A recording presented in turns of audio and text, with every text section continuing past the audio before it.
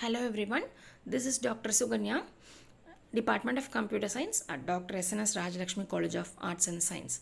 In my previous video, I have explained you about the objects of Java. So now in this video, I'm going to explain about the classes of Java. When we speak about the classes and objects, it is one of the important and interesting topics of OOPS. So let us see the video, but let us go inside the video.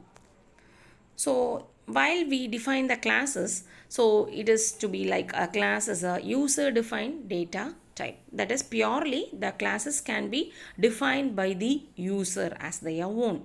So it acts as a blueprint for all the individual objects, also the attributes and methods of the object. So in the last video I have explained you about the characteristics of objects, like speaking about its attributes, methods, etc. So when we speak about the classes, it is also acting as a blueprint for all the individual objects along with all its characteristics like attributes and methods.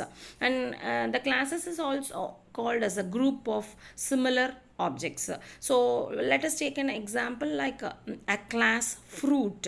So when we take an example as a fruit, class name is a fruit, the objects can be of any kind of fruit like mango, watermelon, papaya, etc., etc., apple, orange, etc., etc. So all these fruits comes under all this papaya, watermelon example. What I have told you now can become under a single class called fruit. So for the better understanding, in the next slide I'll teach you about giving a particular example for the class. So the classes can also declared using the keyword class. That is, when we are declaring the class in the program, we should define the class using the keyword called class. The class should be declared only once, and the class does not allocated memory when it is created. It do not occupy any memory space when it is created. Let us go for the next slide. So this is a very good example for to know about the class very well. That is, in order to create a class, as I told you already in the previous slide, that we have to use the class keyword. So let us see an example. That is, see in the first line, we are creating a class called my class. So it was given inside the double quotation. So that is called as a my class. That my class is called as class name.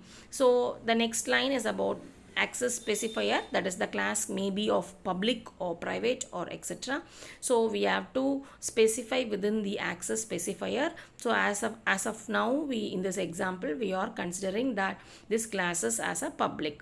And next we are defining an attribute called my num. So that is also called as an variable. So that is an attribute of integer data type. So that's why I given as int.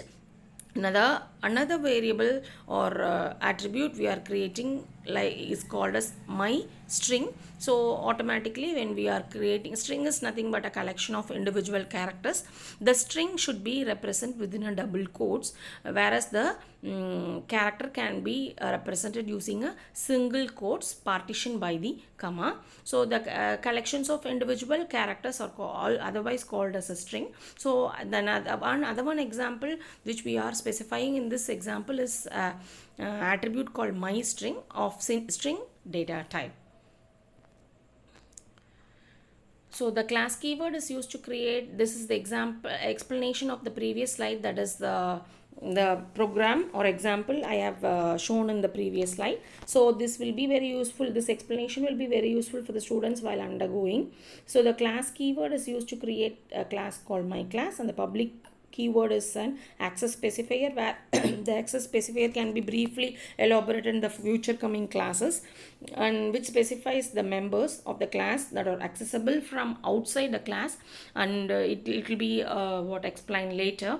So inside the class there is an integer variable called my name and a string variable called my string. So when the variables are declared within a class, they are called attributes. So that's what I told you while explaining the program. Then example, that is my name and my string is a variable. So that has been declared within the class. So that is called as an attribute. So at last, the end of the class definition. So it should be ended with the semicolon. Is very important. So this was the assessment question which I have framed for the students, that is writing a concept of program using a class with their own example and creativity.